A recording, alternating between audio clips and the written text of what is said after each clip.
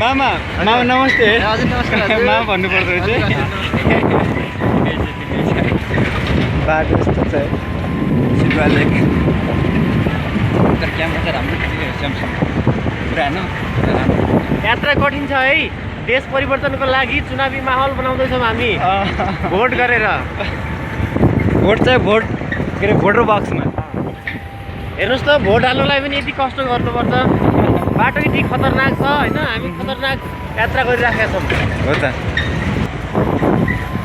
त्यहाँनिर को हो मैले तोला तोला ए यहाँ छ केटाहरू खेलिरहेको तर बाटो चाहिँ बर्खामा चाहिँ एकदम कठिन छ।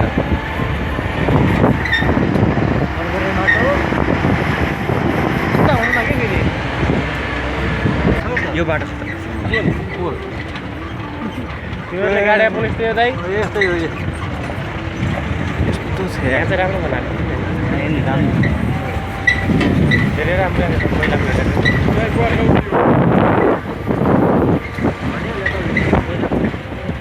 तर यहाँ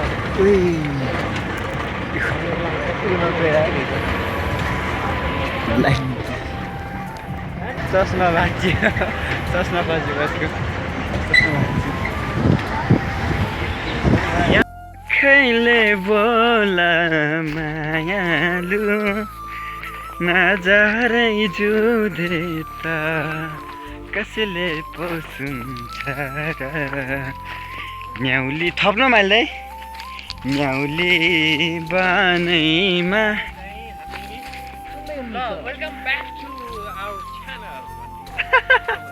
Let's go to channel.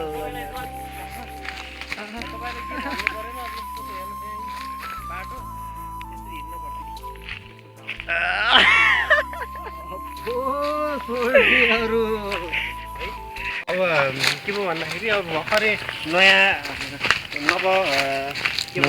नवनिर्माणको बाटो चाहिँ एकदमै धुलो मात्रै भएको कारणले गर्दाखेरि सुविधा पाए पनि गाउँमा बस्नुको आनन्द चाहिँ छुट्टै हुन्छ भन्ने चाहिँ हामीलाई अनुभूत हुन्छ क्या है।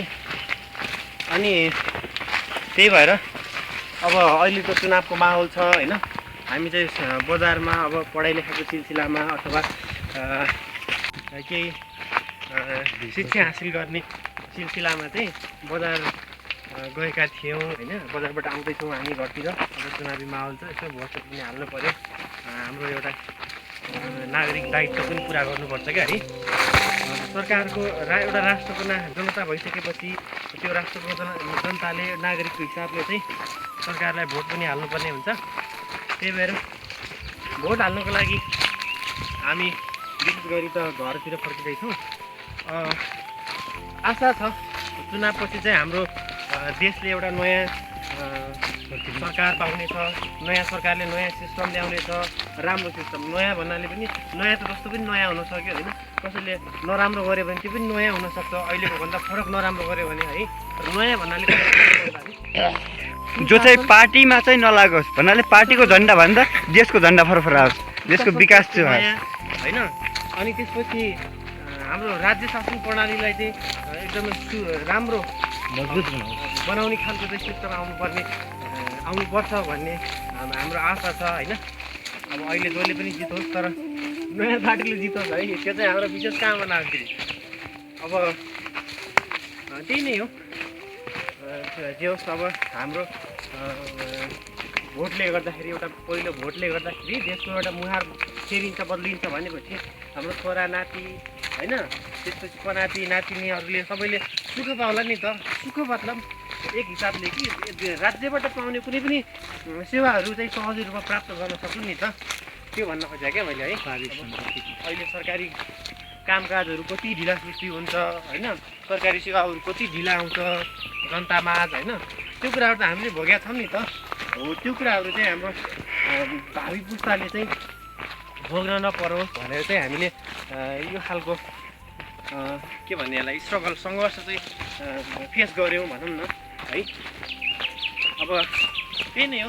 अब राज्यप्रति जति दोष लगाए पनि होइन, राज्यप्रति जति खेदो खाने पनि हुन्छ केही पनि होइन होइन हामीले चाहिँ एउटा पावरफुल हाम्रो एउटा पावरफुल विपेन चाहिँ हाम्रो के हो त भन्दाखेरि भोट हो कि है त्यो भोटले गर्दाखेरि चाहिँ